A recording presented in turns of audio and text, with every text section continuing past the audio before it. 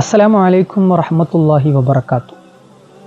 വഴിതെറ്റി ഓടിക്കൊണ്ടിരിക്കുന്ന ജീവിതത്തെ കടിഞ്ഞാണിട്ട് നിർത്താനുള്ള ഒറ്റമൂലിയാണ് മരണസ്മരണ. പലപ്പോഴും വേണ്ടപ്പെട്ടവരുടെ വിയോഗങ്ങൾ കുറഞ്ഞ ദിവസത്തേക്കാണെങ്കിലും നമ്മുടെയൊക്കെ ജീവിതത്തെ മാറ്റിമറിക്കാറുണ്ട്. ജീവിതത്തിലുടനീളം അത്തരം ഓർമ്മകളെ കൊണ്ടുപോകാൻ നമുക്ക് സാധിച്ചാൽ, മരണസ്മരണ നിത്യമാക്കിയാൽ നമ്മുടെ ജീവിതം നന്മകളെ കൊണ്ട് പൂത്തുലയും എന്നതിൽ യാതൊരു സംശയവുമില്ല.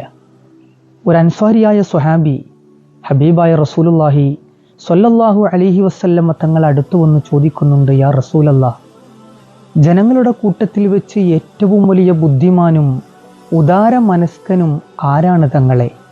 ഹബീബായ റസൂലുള്ളാഹി സ്വല്ലല്ലാഹു അലൈഹി വസല്ലമ തങ്ങൾ മറുപടി പറഞ്ഞു കൊടുക്കുന്നു, മരണത്തെ നന്നായി ചിന്തിക്കുന്നവനും ആ മരണത്തിന് വേണ്ടി തയ്യാറെടുക്കുന്നവനുമാണെന്ന് റസൂലുള്ളാഹി സ്വല്ലല്ലാഹു അലൈഹി വസല്ലം തങ്ങൾ പറഞ്ഞതായി കാണാം. സയ്യിദന ഉമറുൽ ഖത്താബ് റളിയല്ലാഹുവിൻ്റെ വിരലിൽ ഒരു മോതിരമുണ്ടായിരുന്നു. ആ മോതിരത്തിൽ എഴുതപ്പെട്ട വാചകം ഇങ്ങനെയായിരുന്നു, കഫാ ബിൽ മൗതി വാഇളൻ യാ ഉമർ.